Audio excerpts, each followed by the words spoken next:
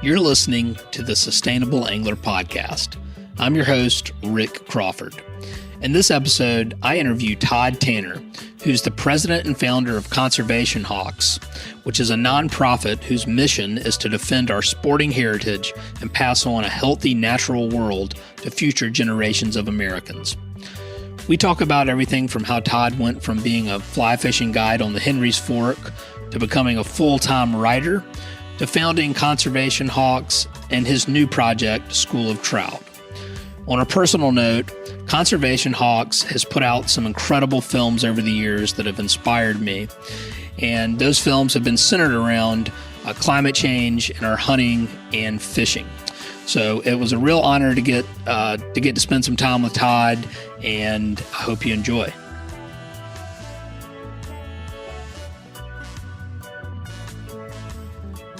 This episode of The Sustainable Angler is brought to you by Olokai.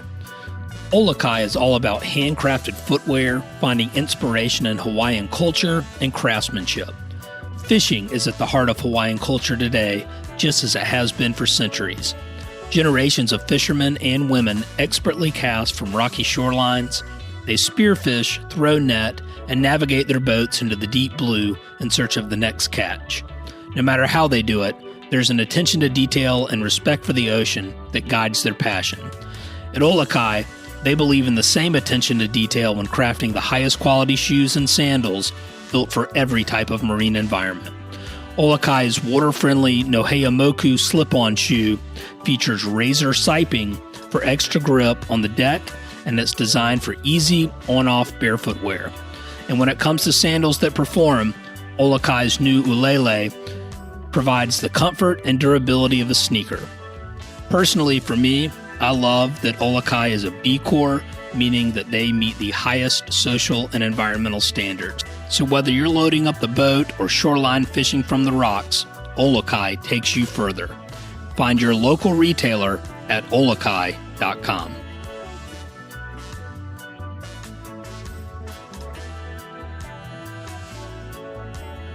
Well, Todd, I thought I would.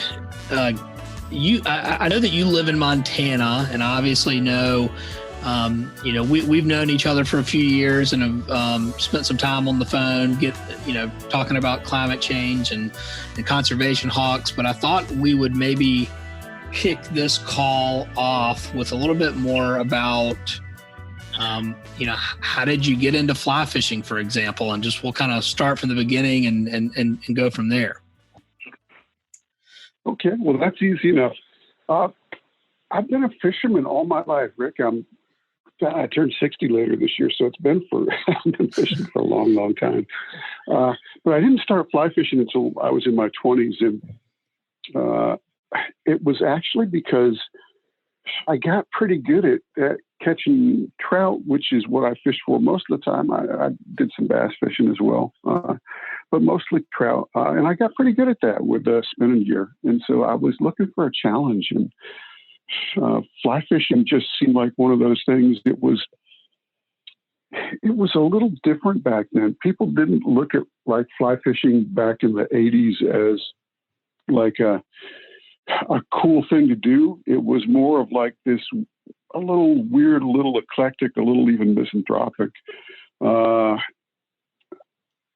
thing that sort of strange people did off on their own.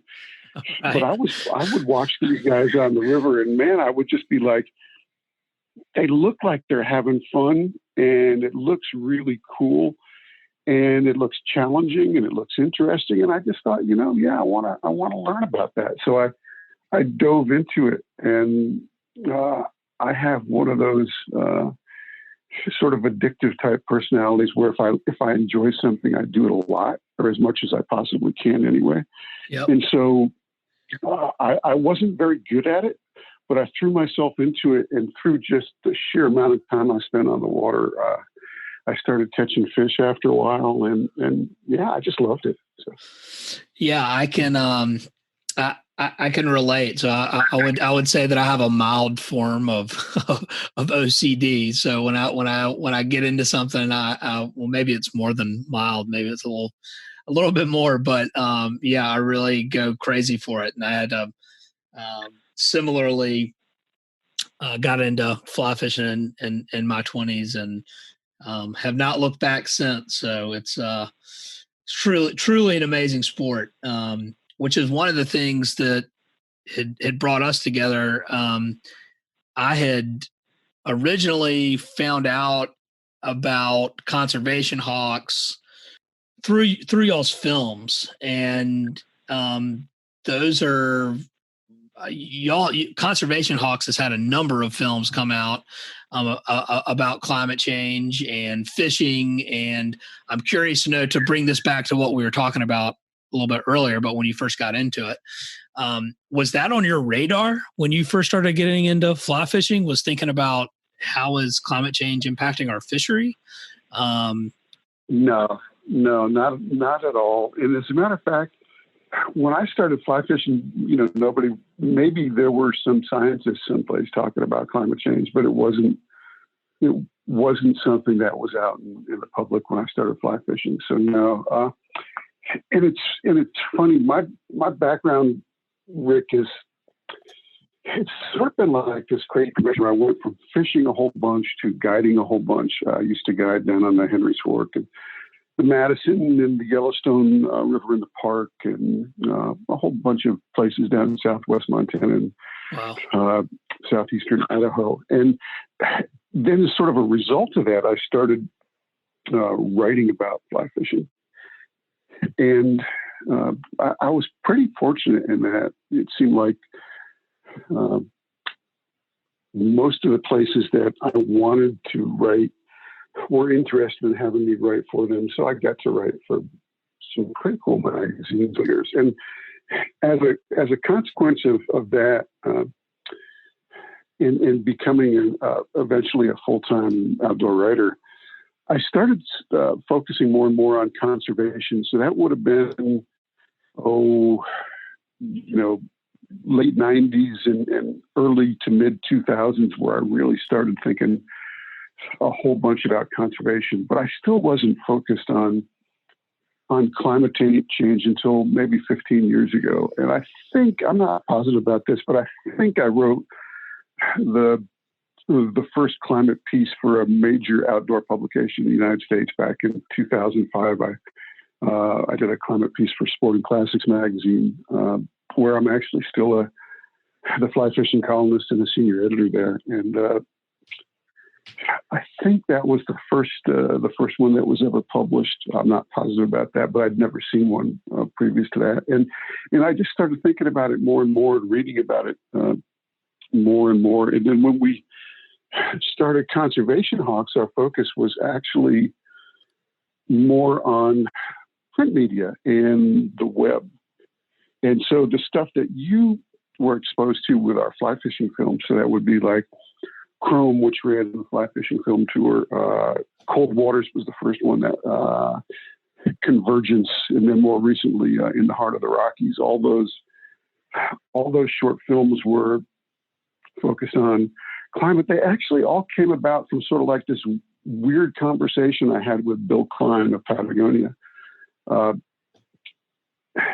I had approached Fly Fisherman magazine about publishing an op-ed on climate change. And I told them that I thought, I could get some interesting people to sign on with me. I can probably get Yvonne Chenard of Patagonia, and I can get Tom Rosenbauer of Orvis and Craig Matthews of Blue Ribbon Flies. And I said, I think that would be a pretty neat op-ed to have sort of a diverse group of industry professionals, and except for me, industry icons, to come out and say this stuff publicly. So we did that.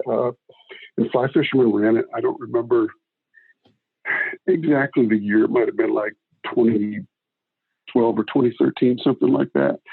And we were trying to figure out how we could follow up on that. And I was talking with Bill Klein, who at that time was with Patagonia. Bill was in charge of their fly fishing department for years and years. And we were just sort of spitballing ideas, and we came up with the idea of, maybe it would be fun to do a short film that people would see and we would be able to push out there. And Bill said, I think Patagonia would probably support something like that. And we went forward with the idea, and that turned into Cold Waters. And we actually shot it in the fall of 2014 down in the Madison Valley on a beautiful little spring creek, Odell Spring Creek. And it was cool because we had Yvonne Chenard showed up, and Craig Matthews showed up, and Steve Hempkins of Orbis, who you may know. Steve, he's an absolutely incredible angler and sportsman, but he also has this huge conservation ethic. Tim Romano was there, who was, if he isn't the preeminent photographer in the fly fishing world, he's certainly one of them. So we had like this crazy group. And then my son Kean, who was like 9 years old at the time, and I was sort of tagging along too. So it was like this whole crazy mix, and we had never done one before. We didn't know how it would turn out, what people would think of it. But we had worked a little bit on some short videos with Jeremy Roberts of Conservation Media. And so we brought Jeremy in, and he just nailed it. He knew exactly what he was doing. He did a great job. He brought all these disparate voices together. And Cold Waters, which people can still find on the web if they go to coldwaters.org or to our Conservation Hawks website, which is conservationhawks.org. You can watch Cold Waters, and you get to hear Yvonne and Craig and Kim and Steve, talk about why climate change is so important to sportsmen and specifically to fly fishers and the trout fishermen. So pretty cool stuff.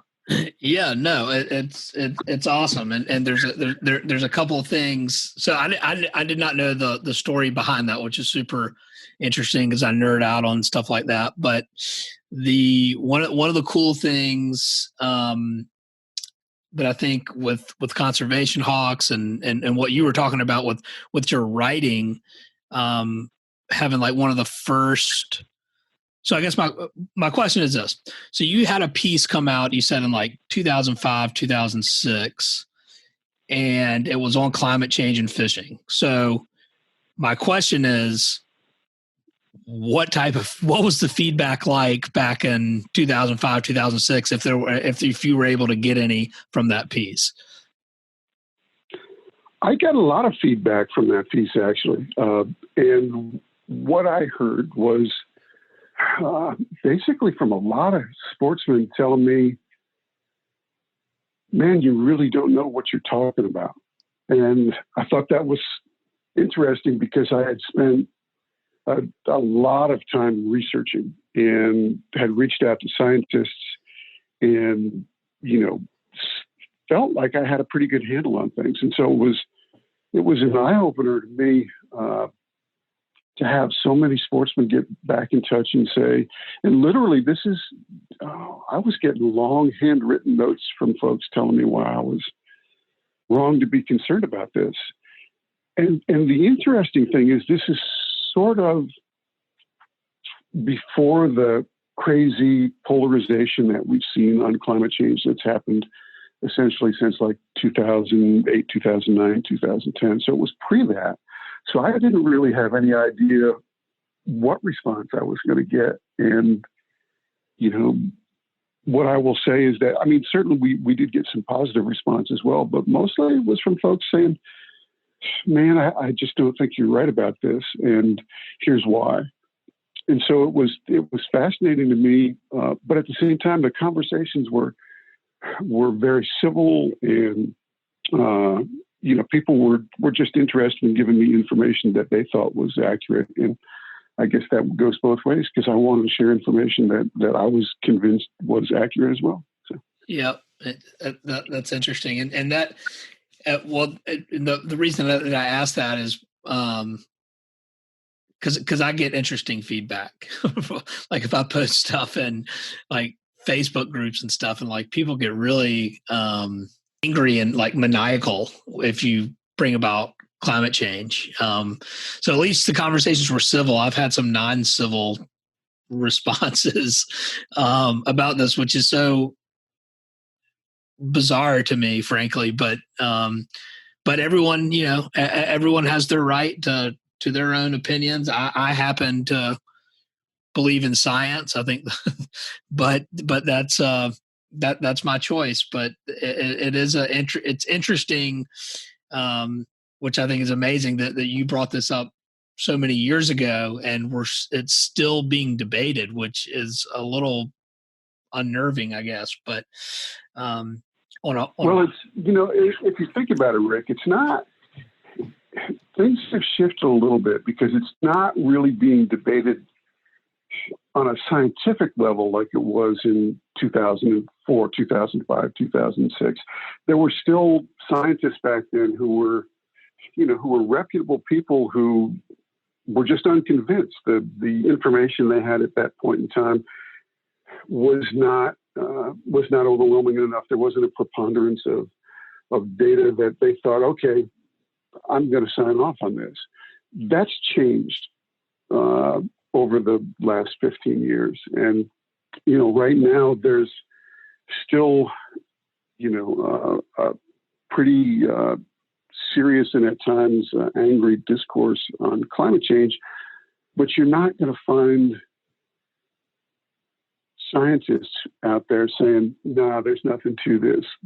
Either you're not going to hear people in the scientific community say the world is not warming. You're just not going to hear that, and you're not going to find scientists saying, that humans are not responsible. Dr. James Powell here, in the last, I want to say 9 months or year, published a piece where he researched peer-reviewed scientific papers on climate change in scientific journals, and could not find anyone saying that people weren't responsible for what we're experiencing right now. And he had, I don't know the number offhand, but it was thousands and thousands of papers he looked through. Stuff that was published, I think, from January 1st, 2019 through maybe the beginning of August in 2019. So thousands of scientific papers. No scientists are saying that humans are not responsible at this point. So the science has shifted pretty dramatically over the last 15 years. Sadly, the keyboard warriors that we run across on social media or on, in the comment sections on newspapers or magazines, there's still a lot of acrimony there. There's still a lot of people saying that climate change isn't real, that it's a communist plot, that it's, a hoax. And sadly, I don't know how long it's going to be before that stuff goes away. It should have disappeared years ago, but it's still out there. Yeah, that's pretty wild. And I've experienced that regularly. But I think the takeaway to what you're saying is, yes, there are people with a difference of opinions, but the science is very clear. It couldn't be any clearer. No, you're absolutely right. Yeah. There's no, you're not going to find scientists out there saying human beings are not having an impact on the climate right now. And, to some extent, that's sort of all in left field, right? Because we're making this sound like it's some sort of analytical or arbitrary discussion about something that doesn't really impact us. And when in fact, the reason that we're talking about this is because it has a huge impact on us. When we dump, in some years, upwards of 40 billion tons of carbon dioxide into the atmosphere, it changes, acidification in the ocean. It changes the pH of our oceans. So our oceans become more acidic. It totally changes our overall climatic weather patterns. So we're just seeing things that we've never seen before. And so that, I think the point that we make at Conservation Hawks, and hopefully we make it effectively, is that when you think of climate change, you should understand that, and I don't mean you in person, but people in general should understand that it's real. It's happening right now. People are responsible for it. and it will impact all of us personally. This isn't something that's like this crazy amorphous threat that's going to happen to far off people in far off lands at some point in the distant future. It's happening right now, and we see it. We see it here in the Western U.S. when we see incredible forest fires and nasty, nasty smoke where people can't spend time outdoors. We're seeing it with stronger hurricanes. We're seeing flooding like we've never seen before. In the east, the precipitation is just absolutely nuts. Heavy rainfall has gone up dramatically in the east and the upper Midwest. I mean, the flooding is just crazy. So all of us, whether we know it or not, are being impacted by climate change right now, and we're responsible. And so it's sort of incumbent upon us as people who care about the outdoors, who care about our fishing, who, if we're hunters, we care about our hunting. If we're parents or grandparents, then we care about our kids and our grandkids. I mean, this is hugely important. And it's on us to make sure that things don't get worse. I mean, what's the highest calling for any of us is to be a steward and a caretaker for this incredible world that we inhabit and that we exist in. And, I just look at it like, we all have an obligation to share the things that we love and that we care about with future generations. My boy is Keen's, he's just about to turn 15. He turns 15 on Saturday. Wow. So, why wouldn't I want to share, beautiful trout streams and gorgeous snow-capped mountains, or, that I have been lucky enough to enjoy throughout a large portion of my life. Why wouldn't I want to share that with him and with his buddies and with future generations? I mean, that's just, it makes sense. It's part of who we are as decent, ethical, moral human beings. And so I look at it like, let's do this. Let's figure out how we address this. Let's make the necessary changes and do whatever we have to do so that we hold up our end, that we give our kids and our grandkids an opportunity to enjoy the fishing that we love and the hunting that we love, to enjoy, strong economy, a country that, bears some resemblance to the wonderful country we grew up in. So that's what we're trying to do. Yeah. And so this is I want to get into conservation hawks, but before we do that, I am jumping around a little bit. I'm not really following chronologically, but I'm going to kind of go back to this really quick. So you'd mentioned you started fly fishing, you go late 90s, early 2000s, you start getting interested in conservation, and you started Conservation Hawks in 2014, is that right? No, 2011. 2011. And we went public in 2012. So it's, we're 8 years plus into into Conservation Hawks as an organization out in front of the public eye, which doesn't seem possible. I mean, these years have just literally just flown by, but it seems like the older I get, the more that happens. Yeah. Well, I can relate with a 17-month-old daughter. And all of a sudden blink and you're like, is it Monday or Friday this week? So anyway, but yeah, so, okay. And then when were you guiding out west? I mean, you live out west, but when were you guiding, the in some of those epic trout waters? What time period was that? So I started guiding in 1992, and I guided full time for 5 years. And then a little after for another 5, occasionally for another 5 years, because I had a lot of friends in the industry who would say, "Oh, can you help me out for a day or two here or there?" But in general, starting in 97, I was writing pretty much full time at that point. So, and it's one of those things where writing is great for me because it helps me focus on the things that I want to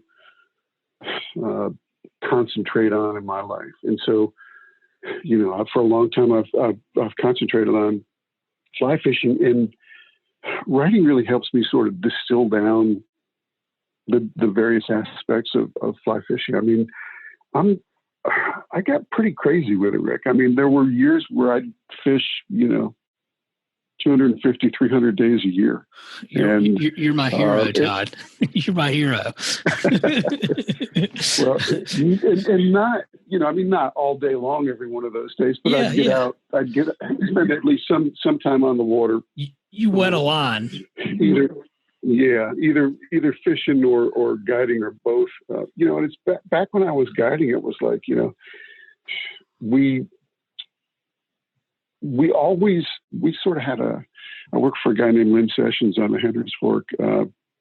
Lynn owned something called Last Chance Lodge and Outfitters, and he had sort of an unusual take on guiding, which I heartily endorsed, which was that, if folks wanted to show up early and stay out late, then we were going to do that. We were always going to go the extra mile. If they wanted to go out late and come in early, no guy in his right mind or her right mind was going to complain about that, right? But it was, we would just always go the extra mile. But at the same time, usually by 6 o'clock or 7 o'clock at night, I was back with clients and, had my waders on, might as well go fish, right? So, right. I never could get enough of it. I just absolutely love it. And I love it to this day. I still, get out and fish whenever I can. I was out day before yesterday, which was cold and windy, and there's still snow and ice around, but it's not quite as much as I'd like to see at this time of year. But I just standing in the water and casting a fly rod with as much grace as I can muster is an absolutely wonderful thing. So. That's awesome. And then you went into full-time writing after guiding and have had, pieces published all over the place. I mean, not only in fly fishing magazines, but in publications, but others as well.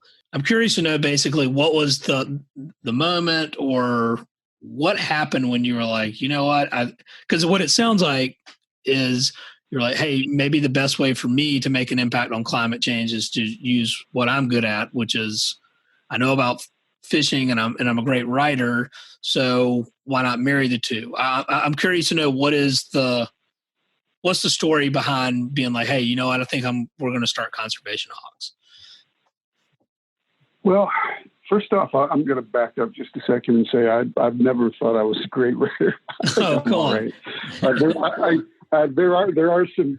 I am very fortunate. I have some pretty incredible friends who are great writers, and I look at those folks and I appreciate the level of talent and commitment it takes to write really, really well. And I do that occasionally, but the great writers do it all the time. And I've never put myself in that category. But to get back to your more recent question, Conservation Hawks started because I didn't think that I was having enough of an impact on my own. And I actually had editors telling me, no, we're not going to publish climate change stories in outdoor magazines because we think it's a communist plot. And I just thought, here's something that's hugely important. It's important to me. It's important to my son who, when I started thinking seriously about doing something with Conservation Hawks, he was 5 or 6, something like that.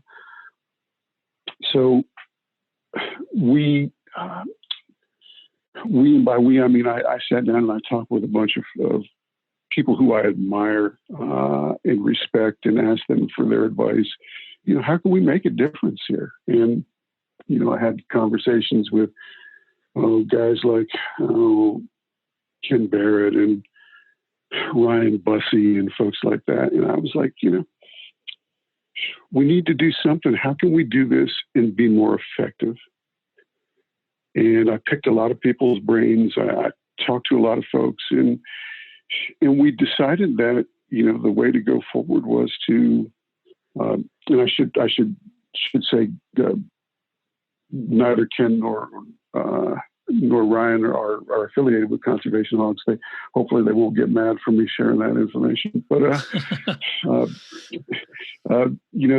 I reached out to Bill Gear, who at the time was the Climate Change Initiative Manager for the Theodore Roosevelt Conservation Partnership, and to a bunch of folks. I talked to Hal Herring, who is an incredible conservation writer for Field and Stream magazine and other magazines, and just took in as much information as I could, and put together a little group of people. The idea is not that Conservation Hawks is a membership organization. We're not out there like Trout Unlimited or Backcountry Hunters and Anglers or somebody like that who are consciously trying to grow a huge group of supporters.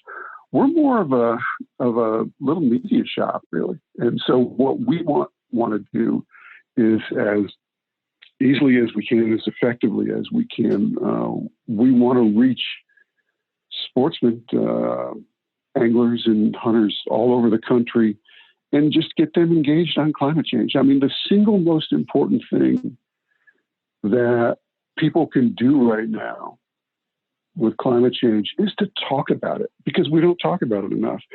It just doesn't come up much in conversation for most people. We need to change that. We're never going to have the kind of national climate policy. We're never going to pass strong legislation unless we start talking about it more. So that's like the main thing. So if we put out a film, or we help get a story published, or if we're speaking on podcasts or radio or something like that, hopefully we're incentivizing anglers and hunters to look at what's happening around them and to say, you know what, man, this is what I'm seeing. Because literally, Rick, I mean, think about it. Most of us, we walk out the front door and we see things that are different than they used to be. Yep. I mean, literally right here where I am right now, if I walked out the door and stood out in the driveway and looked around, I'm actually looking out the window right now. I mean, I see dead and dying trees that are dying because our climate is changing here. I mean, we know that. That's science, okay? This is stuff it's not conjecture. We know it for a fact.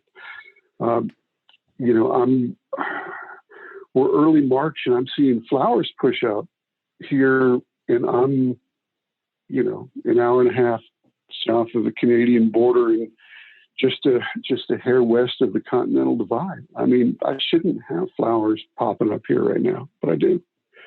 Yeah. And, our snows come earlier and they, come later and they leave earlier. And, the runoff comes earlier. And so our trout streams are lower in the summertime and warmer with less dissolved oxygen for the trout. So that makes things tough.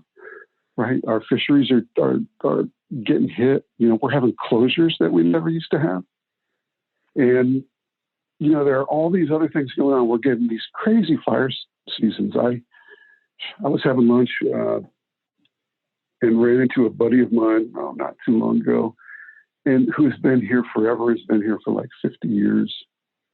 And he was saying, I never used to even worry about July and August with forest fires. Sure, they'd happen occasionally, but it wasn't like a normal thing. And now if we have a year without fires and without smoke, it's like everybody's talking about that. It's like, wow, what an incredible thing. We didn't have forest fires last year.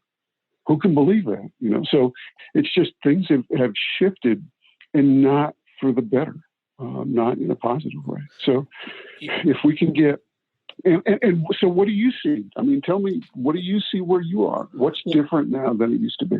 Well, that's exactly what I was gonna mention, because I mean we're seeing it. I'm in Charleston, South Carolina, so we're opposite ends of the country almost completely, and what we're seeing is every year is a new record for number of days flooded every year. 2019, I think I can't remember the exact number. It was over 70 days. And so, for example, our local city government now is about to invest a lot of money into building a seawall to protect downtown. I won't get into whether I agree with that or not, but the point is, it's downtown Charleston.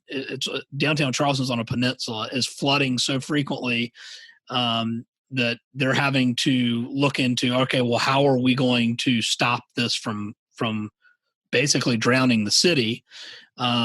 We're seeing, I saw some guys recently who were catching snook in Charleston,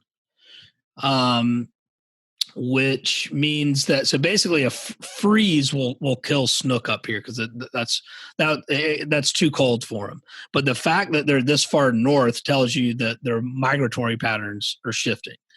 And I was talking to Tony Friedrich and those guys from American Saltwater Guides Association. This is one of the most mind-blowing things to me. There is a white shrimp fishery that is opening up in Virginia this year, which they've never had before. White shrimp have never been that far north. So they're actually opening, like, where you have to get a license to be a shrimper in Virginia, which they've never even had before. And so they're starting to see less stripers and more redfish, where a redfish would be super common, obviously where I live in Charleston, but you'd maybe occasionally catch one in Maryland. Now they're very common. So what we're seeing is, and actually last week, a week ago from today, it rained for 2 days straight, or maybe it was Tuesday and Wednesday. But it rained for 2 days straight, and I think we got over 2 inches of rain, and downtown was flooded again. Married that with some bigger tides that were coming up to the full moon, I think is today. So you're seeing increases in flooding, increases in moisture, and from a fisheries perspective, they're changing their migratory patterns. And if that's not for whatever reason, if you see a lot of an increase in flooding and that doesn't get your attention, maybe as an angler, you'll realize that, hey, wait, hang on, why are these fish here? Well, at least get you thinking about it. Why are they in Charleston? Why can we catch snook in Charleston? I never thought that was possible. And the reason that that's possible is that they just survived an entire winter without it really getting cold enough for them to die off. And they're making their way further up north. So those are some of the things that we see in Charleston, not to mention, just the intensity and frequency of bigger storms. So it, like you said, climate change is happening right now as we speak. And we see it all the time here in Charleston, and having a 17-month-old daughter and knowing that the world that we'll be leaving behind for her is one of the things that motivates me. And so that's, that's why we're having this conversation, right? I think that everyone could agree that, it would be an incredibly selfish thing to do to leave a place worse off than you found it. So we're seeing it happen right now, and it is really, it can be terrifying, I guess you really could say. The flip side to that is there's also some really cool things happening. And for me, Conservation Hawks films really inspire me. And everything from I remember seeing, I went back and got to school in 2009. I'd fallen in love with fly fishing. I was living in Wyoming at the time, and so this was 2009. I went back to school, got an MBA in sustainable business, was in the sustainability field doing like renewable energy and green building, but always was trying to figure out a way to marry fly fishing and sustainability. And cold water was one of those things where it was just like, oh my God, that's amazing.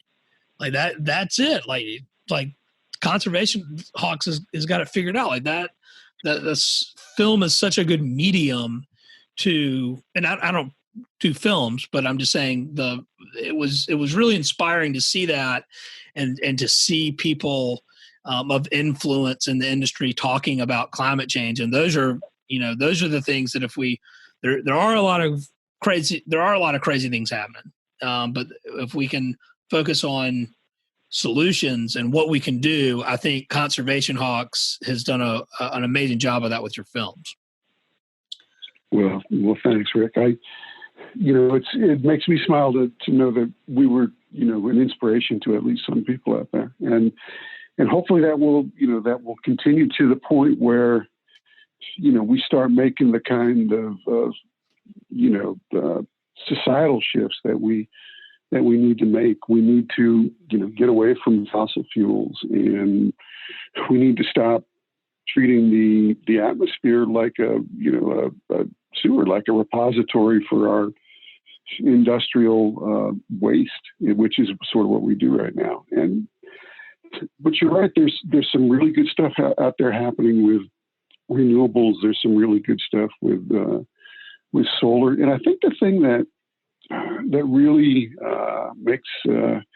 makes me sit up and take notice is when I see really major players in the outdoor world starting to share the same messages that we're sharing.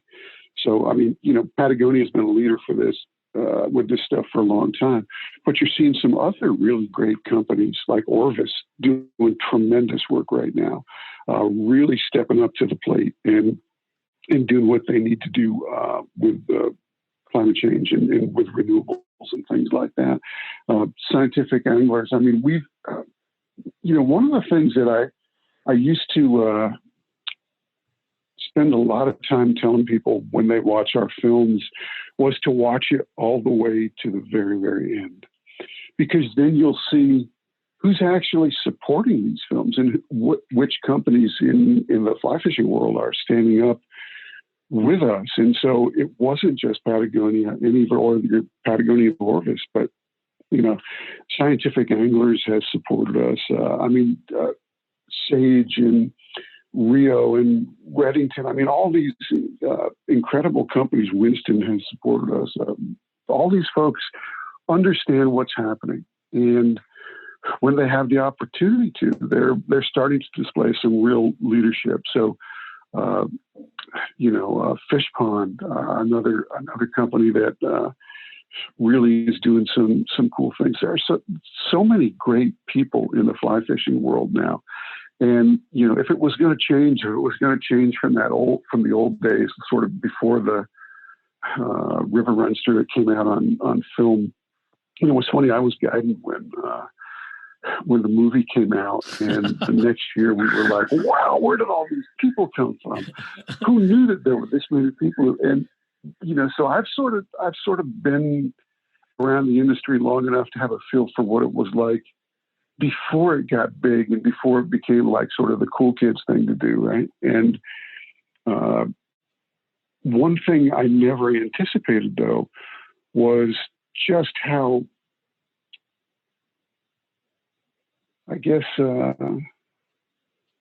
just how intelligent the industry response would be to an existential threat like climate change, because you're seeing all these companies, all these brands stand up and say, yeah, we need to protect our rivers. We need to protect our waters, our saltwater flats. There's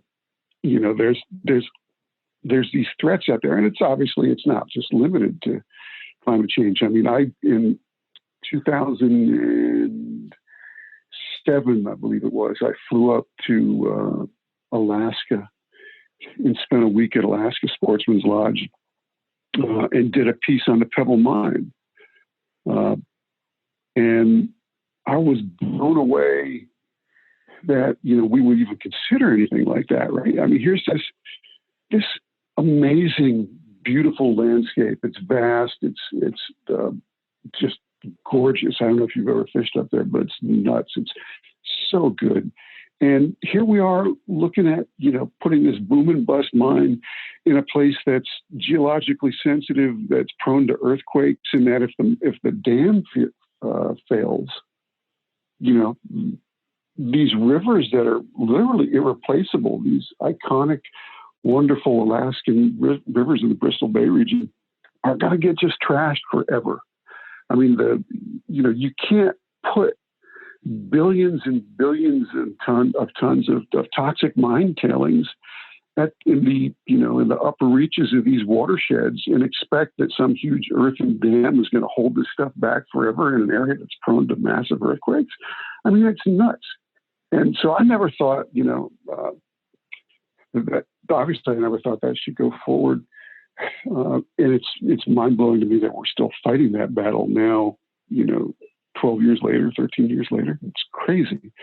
But, I give folks like Patagonia, Orvis, these companies that, that do so much, they have not given up. They're still out there fighting. And I don't know that we would have seen that in the fly fishing industry, 30 years ago.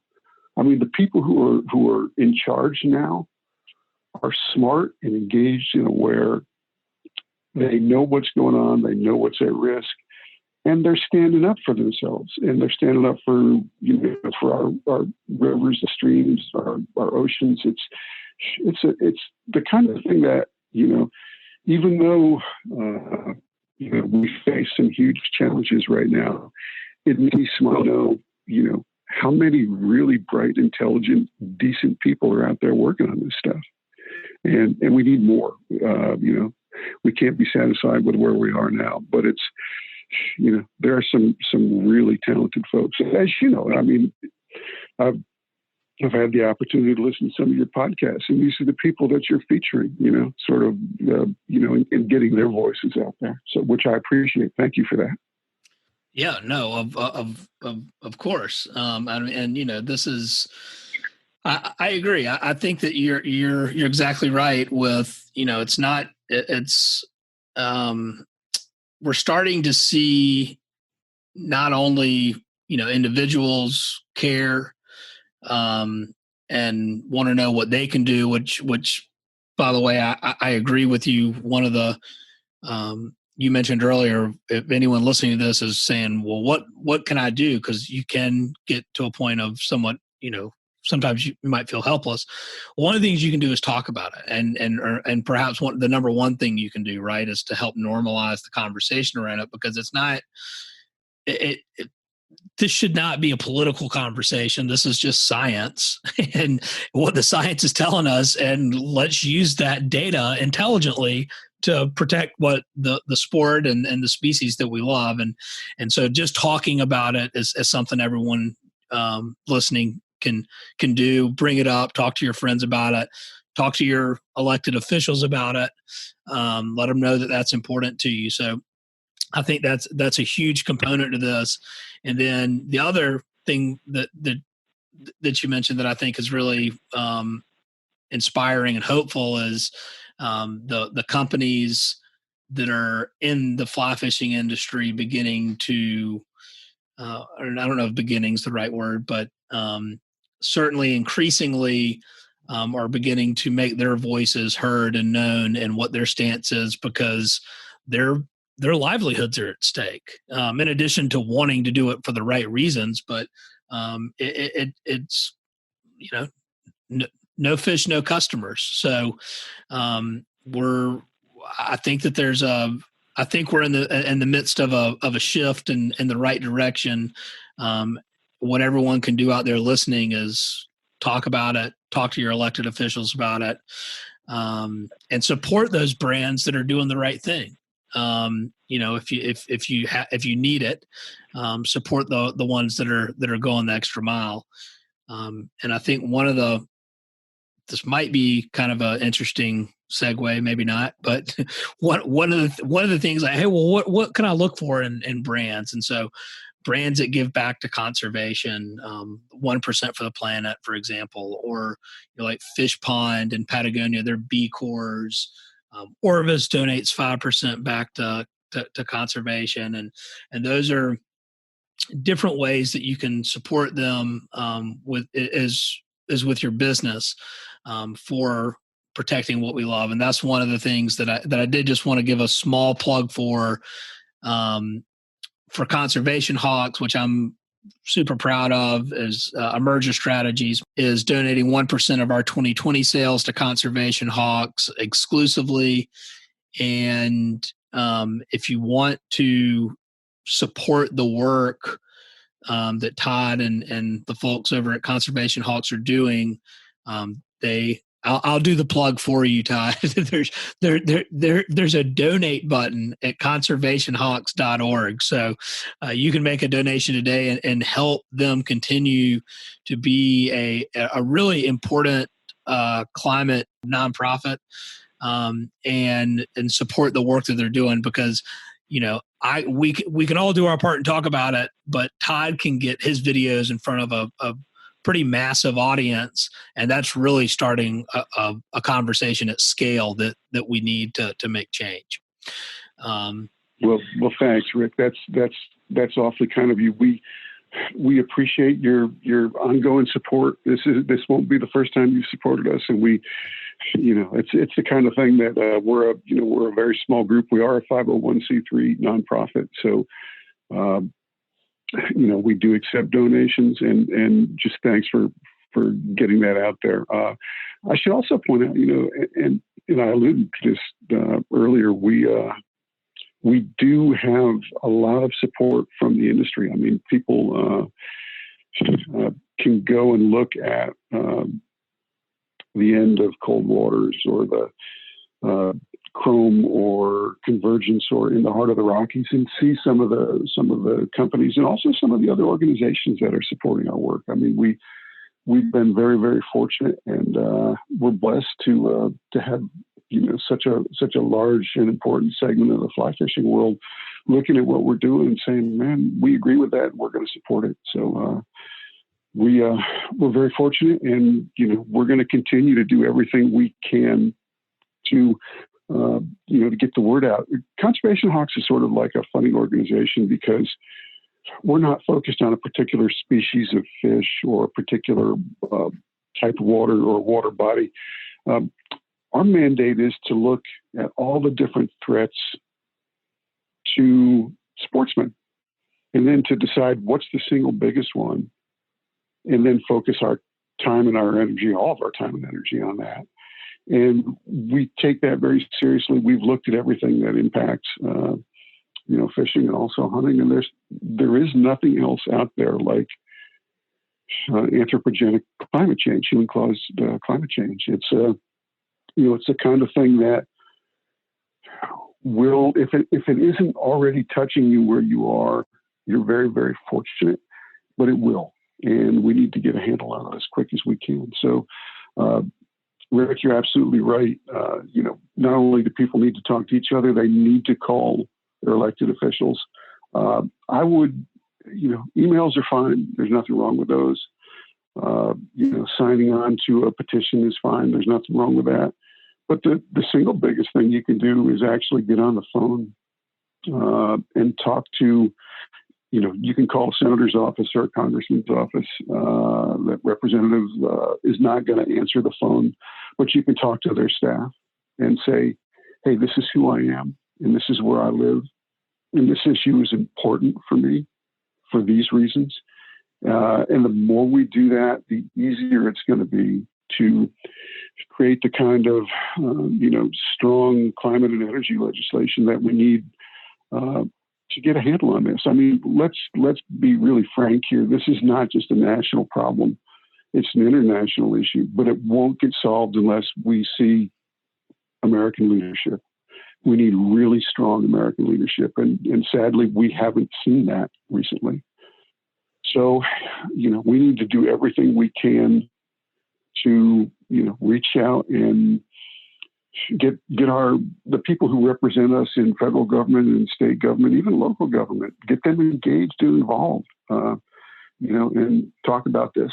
Hey, one other thing I wanted to bring up, and this is sort of shifting gears a little bit, but having been in the conservation space, in the climate space for a long time now, at least it sure seems like a long time, people who do get engaged need to figure out a way to find balance. I know that most of the people listening to this podcast will probably not be in the conservation space or certainly not in the climate space, but any of us who spend time and effort and energy thinking on and working on climate change or other really, really major issues, ocean acidification, public lands is another huge one. There are all these threats out there that can seem overwhelming, and they require a huge amount of our time and energy. So my suggestion would be anybody who works on this stuff or anybody who thinks about it a lot, and sometimes just cut yourself a little bit of a break and just grab that rod and go fishing and put it all out of your mind to recharge your batteries, right? That's vital too. Remind yourself why it's so important that we do these things. I mean, what this all comes down to for me, I love the natural world. I love it. I am passionate about it. I love being outside. I love standing in a stream and waving a stick. I mean, it's it puts this huge smile on my face. And, I'm happy to fight for it. I'm happy to put all this time and energy into it. But I have to find some degree of balance in my life. And I encourage other people to do that as well. And, for a lot of us, that means just, grab your rod, call up a buddy, take your spouse, take your significant other, take one of your kids or whoever it might be, go fish or hike or camp or whatever it might be, right? Spend some time outdoors and recharge and refresh your batteries. Because if we don't do that, then we get burned out and we're not good. We don't help anybody. So would be my suggestion for the handful of hardcores out there who are listening to this, and just don't burn yourself out too quick. Yeah, I think that's an excellent point, because you can get burned out and you can get it can be daunting, and if you don't remind yourself why you're willing to fight for what you love, then you're kind of missing an opportunity, honestly, to dive back in and remember why you fell in love with it in the first place. So that is excellent point to make as everyone is gearing up and wanting to fight the good fight. Also take the time for yourself to just go out and enjoy the outdoors. Absolutely. It's funny. My wife suggested a couple of years ago that I open up a side business to just to do something a little bit different, and so I started a little fly fishing school called the School of Trout, which is I only do like 2 weeks out of the year, and what I've learned is that having that 2 weeks where I don't think about climate change at all, it's a life like this blessing where like I can go throw myself into teaching, which I love to do. Right? I mean, a lot of fly fishing guides love to teach. That's why they get into it or why they stay in it, and it's just something I've always really enjoyed. And so, being able to teach fly fishing, and then obviously I get to do that with some pretty cool people. We have an incredible staff, but just for those 2 weeks out of the year, and it's not even a full 2 weeks. It's a little under that, but just for that time to go and say, man, I'm only going to focus on fly fishing for the next little bit. It's for me, it's almost like I'm not even working. It's a luxury. So I don't know. The older I get, the more I see the need for balance and for finding some way to sort of think about it. we all need sustainability in our lives on a lot of different levels. And someone who is only an activist, who only spends their time and energy trying to engage on these huge issues, they're not going to have that balance. So, whatever it is that your listeners do out there, they should, strive for some degree of balance in their lives, because it just makes everything better. And I can tell you that it makes my time on the water even more enjoyable. I mean, it's sort of nice to think that, I started doing something back in the 80s and here we are in 2020 and I still love it. How cool is that? Right. So. Absolutely. And a couple of things that I want to ask you about. Where can people find more information on School of Trout? Where's the website with that? It's a really difficult and complicated website called schooloftrout.com. Okay, so you made it difficult for people to make the connection between School of Trout and the website. Yeah, it's almost impossible. You've got to be some sort of an internet sleuth to find it. But and I don't expect, we do something a little different, right? We bring in a small number of people and we keep them for, depending upon the class, either 4 or 5 days or a week. And then they get to hang out with and learn from like really amazing anglers. And some of them would be names that, that I've mentioned already. Craig Matthews comes down and talks to students. Tom Rosenbauer comes out and shares. I mean, Tom is just an encyclopedia of fly fishing knowledge. Or Hillary Hutchison, who, is an incredible, iconic fly fisher. She shows up and helps out. Or Bob White or Jeff Currier, John Jursak, who is like the absolute best fly casting instructor. And I've been around a lot of really good ones. John is just like amazing. And John comes in and teaches these people how to fly cast gracefully and really, when you think about fly fishing, right, what's the thing that separates fly fishing from everything else? Well, it's the casting. I mean, you can go catch fish with a bait casting setup or a spinning rig and have lots of fun. But the thing that's truly different about it is the casting. And so we spend a ton of time on fly casting, which, most instructors or schools tend to, they put a little bit of information out there and then they move on. But we actually think that approach leaves a little bit to be desired. So, but I get to work with, for a couple of weeks a year with like sort of the creme de la creme of the fly fishing world, with the people who, I would want to hang out with, like, Kirk Dieter from Trout Unlimited comes and shares his knowledge with our students, or Tim Romano shows up and teaches people how to take great fly fishing photos. I mean, how cool is that, right? So to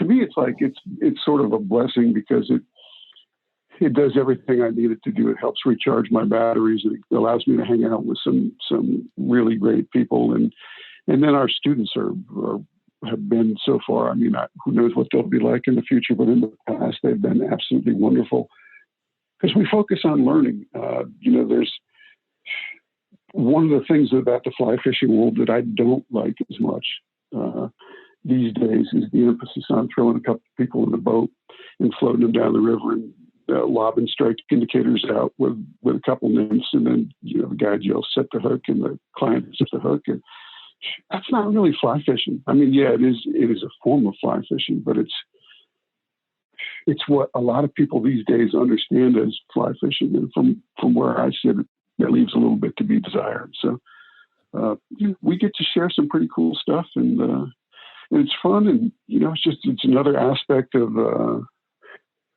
the sport that I enjoy and that I get to be involved in. So I'm still doing some writing. I still write relatively regularly about it, and I get to do a little teaching, And, most important, I get to stand up for it. I get to stand up for the fishing that we all love. And that's, it's a privilege and it's an honor, just to be, that people out there think that the Conservation Hawks does going to work, and that we're the kind of organization that they can support. And, nobody's got funds that they just afford to throw away. So when people make small donations, God, we appreciate it. We want to do everything we can to use their money effectively as possible. It's an honor, and it's a privilege, but it's also sort of an obligation on our part. We have to do as good a job as we possibly can. Absolutely. That makes sense. Yeah, absolutely. No, that's exactly right, and I think that's I think you may have gotten it figured out, Todd. You've got School of Trout. You've got conservation dollars protecting what you love. But this brings up one question, because we have talked a lot about climate, and we've talked a little bit about fishing, but we haven't really talked about some of your favorite types of fishing and perhaps even species that you like to catch on the fly. So I do want to, before we jump, I do want to hear a little bit about just a little bit of Todd's favorite fishing before we go. But we have to incorporate a little bit more fishing into this. So it is the sustainable angler. Exactly. No, I agree. So my fishing is sort of different than most folks' fishing, in that I've done so much of it over the years. I mean, I've literally just spent so much time on the water that, I sort of have it all figured out what I really, really like and what I'm maybe a little less enthused about. So for me, my species is trout. That's what I really care about. And I fish for other stuff. I fish for pike and I fish for bass. I'm a freshwater guy. I'm not a saltwater fisherman, and that's a conscious choice. And it's my hope to continue to stay married. And I think that would be less likely if I started jetting off to saltwater locations. So, but trout is sort of my thing, and I like wild trout on beautiful western rivers for the most part. I like rising trout, and to some extent, that's the most interesting and the most challenging fishing that I do. And so, I have a hard time getting enough of it. I love to fish the Missouri here in Montana. I love the Henry's Fork, which will probably always be my favorite river. It's where we hold the classes at School of Trout, because it's just like, it's this incredible, I think John Girac once wrote that there should be a picture of the Henry's Fork as like the trout stream, next to the encyclopedia, next to measurements for like the mile and the foot in the yard and stuff like that. Right. I probably mangled that a little bit, but anyway, it's one of those rivers where you can go and you can stalk rising trout for days, if that's what you're into. And I love to pick out a particular fish and figure out, okay, how am I going to challenge myself by getting in a position for him? What's he eating? What type of cast do I need to make? Figure it all out in my head beforehand, and then just sort of go out and do it. And to do it in a place, the Henry's Fork's right outside of Yellowstone Park, so it's absolutely gorgeous country. I'm a Spring Creek guy. I love the Livingston Spring Creeks. I don't get to fish the Paradise Valley as much as I did when I lived down outside of Bozeman. But it's I have a hard time finding anything better than big rising trout on a Spring Creek, unless I'm in the mood to steelhead fish, in which case I love to swing a really long line for steelhead fishing. And we shot chrome up on the Damnachaks and the Nass Rivers up in British Columbia. And I'm like an anachronism, right? Because I'm out there flailing away with a single hander and everybody else is spey casting. But if you can throw a single hander, if you can make 80-foot, 90-foot casts all day long for day after day without destroying your shoulder, man, it's a lot of fun. And then when you get that grab, everything is just like absolutely electric. It's, steelhead is sort of like, what do they say about muskie? It's the fish of 10,000 casts. Right. Swinging a fly for steelhead should be like that too. I mean, there have been as many days where I didn't have a grab as where I have had one. And it's, I'm not sure that says anything about me. I'm attracted to that kind of stuff, but it is sort of fun. And when you do get a fish like that, it's, all of a sudden it's like, you're connected to, 15 or 18 or 20 pounds. I mean, I've been really lucky and got some, 42, 43 inch fish in my life with close to 30 pounds, if not over, fishing for steelhead. And it's like, what did I really do to deserve this? I mean, how lucky am I? How cool is this fish? And I mean, what it really comes down to, right, is that, we're, if we land that fish, we're just hoping that a little of that mojo rubs off on us, that they're like these incredibly cool animals, these massive, beautiful fish that were born in freshwater and, went the anadromous route, went down into the salt, spent, 3-4 years swimming around the ocean, and then came back. And now all of a sudden we're connected to them. And, to bring one of those guys to hand and to, it's like the river is distilled into this creature in your hands. And you're like, God, am I lucky? God, am I fortunate? And, really all you can do at that point is just give thanks, which, we are blessed in many, many ways.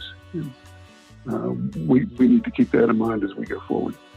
Absolutely. Well, I think that's probably a great message to end with is to just really just be grateful and have a grateful heart, knowing that you're able to go out and participate in the great outdoors, and also the opportunity to go out and catch a few fish along the way. And I think all of us as anglers have a responsibility and a duty to protect what we love and ensure that future generations are able to fall in love with or at least have the opportunity to fall in love and want to protect it also. So, Todd, I'd just like to say, on a personal note, I really appreciate everything that Conservation Hawks does. Have been an admirer of what y'all do, and y'all's films are amazing. Everyone, conservationhawks.org. Also, if you're interested in attending a school of trout, again, Todd made it difficult. It's schooloftrout.com to find more information. But just wanted to just say thanks so much for everything you do. Sincerely appreciate it. And thanks for carving some time out for me today as well. Oh, thanks, Rick. It's been a pleasure. And if anybody was crazy enough to stick around for this entire conversation, God bless them. We did cover some good and some important stuff. So and thanks for everything you're doing. It's huge, and keep up the good work. All right, so special thanks to Todd Tanner for joining me today on the call. You can listen to The Sustainable Angler anywhere you find podcasts, whether that's iTunes, Spotify, SoundCloud, iHeartRadio. If you could do me a favor and give us a rating and review on iTunes, because that helps us out a lot. Thanks, and we'll see you next time.